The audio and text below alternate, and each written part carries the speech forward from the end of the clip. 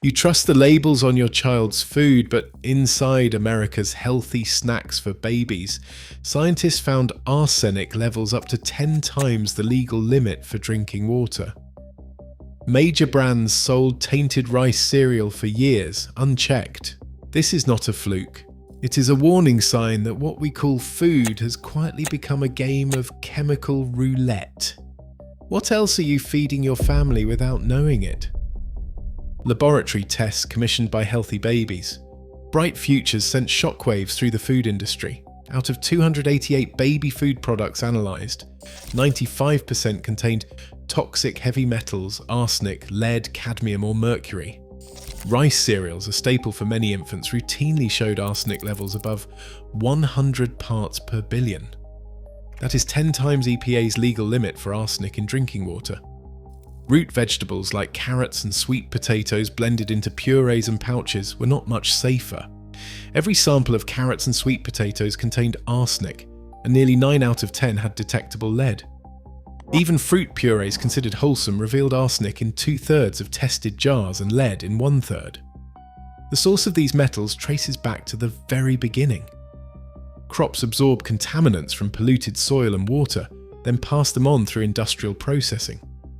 But the numbers get worse after blending. Finished baby foods can concentrate toxins from multiple ingredients, sometimes exceeding levels found in any single raw material.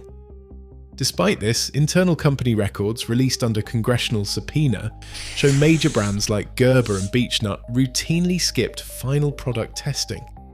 One Hain Celestial memo admitted rice flour with arsenic at 729 parts per billion was used, yet the company never checked the arsenic level in the finished cereal. For parents, the risk is not abstract. Babies eating 2 servings of rice cereal a day can ingest more arsenic than what is considered safe for adults in drinking water. Pediatricians warn that repeated exposure at these levels can lead to permanent losses in IQ and behavioural problems. Yet for years, shelves stayed stocked and parents kept feeding their children food they believed was safe. A coalition of paediatricians and scientists at Healthy Babies Bright Futures released their findings in October 2019.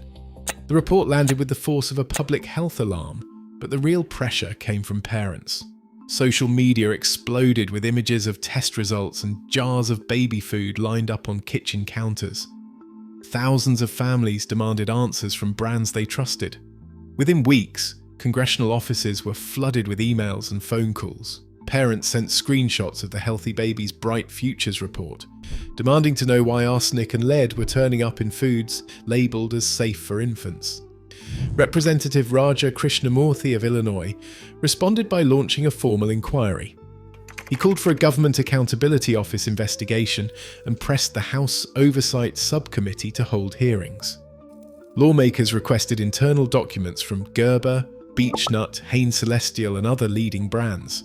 The companies complied, sending over 1,000 pages of internal emails, lab reports and quality assurance memos. These documents revealed a pattern of corporate knowledge and inaction. Executives acknowledged high levels of heavy metals in ingredients but chose not to test finished products. One Hain Celestial email referenced rice flour with arsenic at 729 parts per billion, but there was no record of follow-up testing before products hit the shelves. The outcry forced the issue into the open. Congressional hearings in May 2021 brought company executives and federal officials under oath.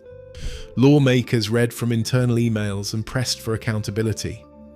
The investigation had become a national reckoning, propelled by the refusal of parents to accept silence and by the evidence hidden in corporate inboxes. In 1958, Congress created a simple, sounding rule. If an ingredient was generally recognized as safe, known as GERAS, it could be used in food without the long wait for government approval. Salt, vinegar, and baking powder fit the bill. Over decades, that rule twisted into a wide-open back door for chemical companies. Today, the GRAS loophole allows manufacturers to declare their own additives safe, no matter how new or untested. There is no requirement to notify the FDA and no independent review. Since 2000, more than 750 new chemicals have entered the American food supply under this system, many never listed on a label. The result is a regulatory loophole. The process starts in private boardrooms. Companies hire their own expert panels, sometimes consultants with financial ties to the manufacturer, to review safety data. The same handful of groups, like the Burdock Group or Grass Associates, appear again and again, rubber stamping approvals for everything from flavour enhancers to synthetic emulsifiers. The government receives over 1,000 GRAS notices each year, but formally reviews fewer than 70. Most chemicals go straight to market without a word to regulators or consumers. This industry-driven review process leaves the public in the dark. Even more invisible are processing aids, solvents, anti-caking agents, and bleaching chemicals used in manufacturing, but exempt from labels as incidental. These ingredients can alter the finished food in ways consumers never see or taste. A label might promise natural or wholesome, but the real ingredients list is hidden behind trade secrets and legal loopholes. A label forensics expert said not even the FDA knows what is in our food. What once was meant to protect now leaves Americans exposed to a chemical experiment with no clear boundaries. In May 2022, the promise of healthy eating turned into a nightmare for hundreds of Daily Harvest customers. Their French lentil and leek crumbles, billed as plant-based and clean, contained an undeclared ingredient, tara flour. Within weeks, emergency rooms across the country saw a surge of patients with sudden severe liver injuries. Medical records documented 393 adverse events, including 133 hospitalizations. Some victims needed their gallbladders removed. Others faced weeks of jaundice and pain, with liver enzyme levels spiking to 10 times the normal range. Doctors struggled to pinpoint the cause. Routine toxicology screens found no pesticides, no heavy metals, no common allergens. It was not until the FDA and independent labs traced the problem to baikiain, a natural amino acid in tara flour, that the connection became clear. Mouse studies confirmed baikiain's toxicity, showing rapid liver damage after ingestion. But Daily Harvest had never tested the new ingredient for these effects.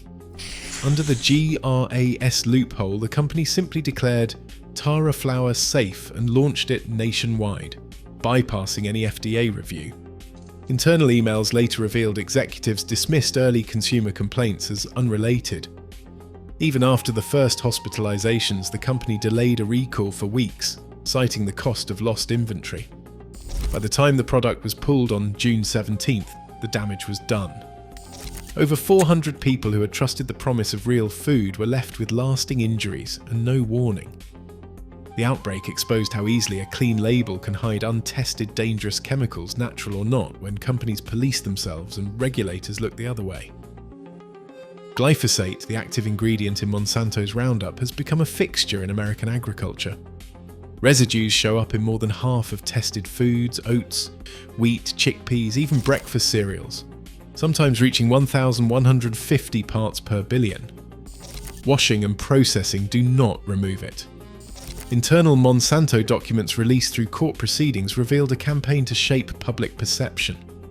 Company scientists, including Dr. William F. Haydens, secretly drafted research papers for publication under academic names, minimizing evidence of cancer risk. Unpublished animal studies showed kidney and liver tumors, but these findings never reached regulators. Despite the World Health Organization classifying glyphosate as probably carcinogenic, US agencies stood by its safety. Bayer, which bought Monsanto, has paid over $10 billion to settle lawsuits from people with non-Hodgkin lymphoma. Yet glyphosate remains on supermarket shelves, woven into the fabric of the food supply. PFAS, so-called forever chemicals, do not just linger in fast food wrappers. They migrate directly into food, with tests showing 50 to 200 parts per billion leaching into fries and burgers after heating. Nearly every American has PFAS in their blood, 99% according to the latest CDC data. These chemicals build up over time, never breaking down, and are linked to kidney cancer and immune suppression. Meanwhile, the European Union has banned over 100 additives still allowed in the US, including many PFAS compounds. Brands like Skittles and Mountain Dew use safer recipes abroad, but Americans get the more toxic versions. As one label forensics expert warns, the only defence is vigilance. Read every label, demand transparency, and pressure lawmakers to close the loopholes that allow these chemicals to slip through. Today, over 99% of Americans carry PFAS, known as forever chemicals, in their blood, and the list of untested additives keeps growing. As the line between food and experiment blurs, what we eat shapes the health of future generations. The cost of inaction is already written in our bodies. Choose what matters.